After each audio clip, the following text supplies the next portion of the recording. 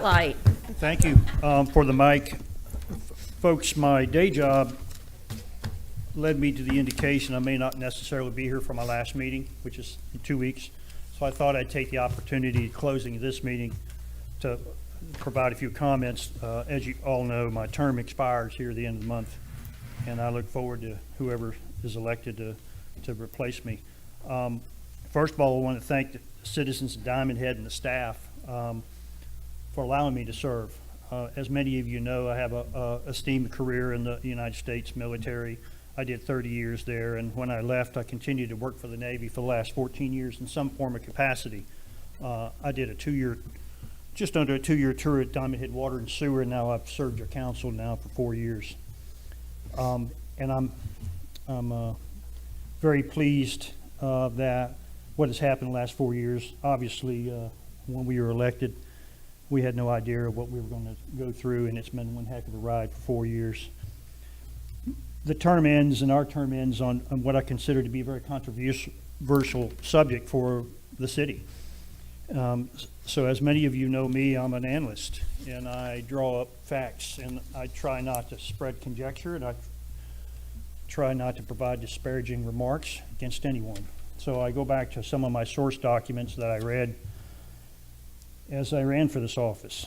And one of the first ones was the final decree of incorporation for Diamond Head.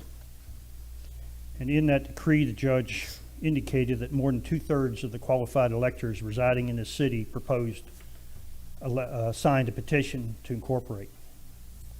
The aims of the incorporators and the petitioners were to render municipal level public services. That was to enjoy the benefit of self-determination by the residents and the property owners of this community with regard to the provision of municipal services. Our aim was also to take advantage of and coordinate the services rendered by the existing public agencies and the POA with regard to fire protection, water service, sanitary sewage, treatment services, park and recreation. That's the aim of incorporation. And then, as we all know, in 2012, we decided to incorporate. Another source document, and you'll remember if you've been in Diamond Head a while, in 2017 was a pretty controversial year, if you recall. The state auditor's office was in our office, in this city hall, doing a lot of hard work and effort in trying to do what they considered to be a performance audit and a technical assistance audit to make sure that the staff procedures, the policies, procedures, and our whole makeup, basically, our financials, was within the laws. They had a lot of comments. I'm just going to cover a couple. It should be noted that Diamond Head currently does not operate its own fire, water, and sewer police departments. These services are provided throughout interlocal agreements or other independent public entities. However, as the population and service expectations grow, the need for appropriate staffing levels to ensure that the taxpayers' money is protected and used properly. The state agency also recommended that the millage rate and the collections be regularly evaluated. And as many of you know, last year we lowered millage. The goal of the city should be to pay for services and improvements as necessary. Diamond Head may, in the future, decide to absorb services like fire protection and water and sewer. If this happens, the council and manager should work together to develop a long-term plan for successful transition. Bonding the larger expenses and having current citizens pay for current services is what state law and municipal practices contemplate.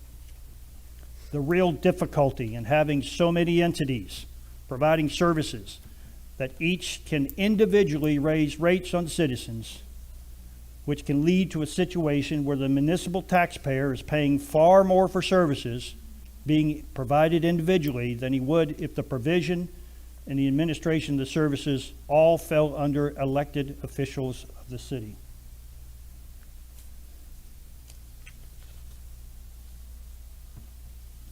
In 2018, the county, Hancock County, did a feasibility study of the fire departments. They were faced with some issues, and as we remember in Diamond Head, what year was it, folks? 2016, 2017?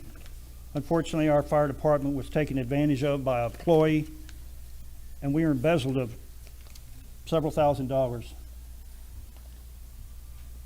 God bless those guys rowing right now. That's all I can say. We never heard what happened to the money. I don't know. I do know that one thing is that this city organization goes to an annual audit every year. Its books are looked at very closely every year, as is most public entities. It's unclear how that happened, and it probably would have done the citizens well had someone told us what happened and where that money went and what we're doing. The fire department suffers from a lot of problems. First of all, they're excellent first responders. They've come over a 25, 30-year period, growing from a small community, and now we're large. I think those gentlemen, as a given whole, are doing the finest job they could possibly do. I look at their 2020 financial statement, and I see one thing in here that troubles me. It's the same problem we had over at POA. Same problem we had at Water and Sewer. Fire department has about $460,000 of uncollectible dues. That fire study report that the county produced identified that. Their estimate is we could increase our dues collection from 83% to 98%. Another reason consolidation could be a plus.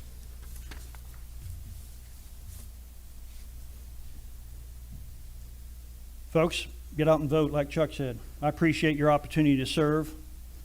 I know there has been a tremendous amount of social media effort going on the last 65 days, and much of it is disparaging to the city, the staff, the employees, and those of us that come to work every day trying to do the right thing. I see the district leading the effort. I understand why they're doing it. I served over there before. I get it. I'm not happy about it, though. The part that I'm not happy about is when the district can spend $25,000 ensuring that this consolidation effort doesn't move forward. That troubles me. I know there's a statute in here. I know they used a statute. Bottom line is they used our ratepayers' money to kill an initiative that would give the citizens the right to say so. That's what troubles me. So I go back and remember myself, why did I serve here for 4 years? What were the reasons I wrote down? Involving the city and the future plans. That was one of them. That was my first one. Consolidation of public services. I didn't think we'd get it consolidated in this term, and I certainly don't think it'll happen in 4 years. But I do think that as we give the citizens an opportunity to vote and let the entities get together at the table without shooting each other in the head, we might be able to come up with a solution that betters the community.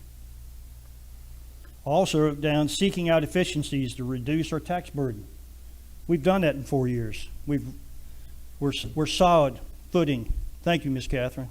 We've lowered the millage. Thank you, Mike. We've done a great job. And we will continue to do a good job. The last thing I wrote down, Ricky, was help the South Side, redevelopment. It's horrible how many years have gone by since Katrina's happened and nothing's moved forward. Tonight, we took an action. It took a long time to get that action in place. Thank you, Ron. Thank you, staff. For all the rest of you, good luck. Thank you very much for your time.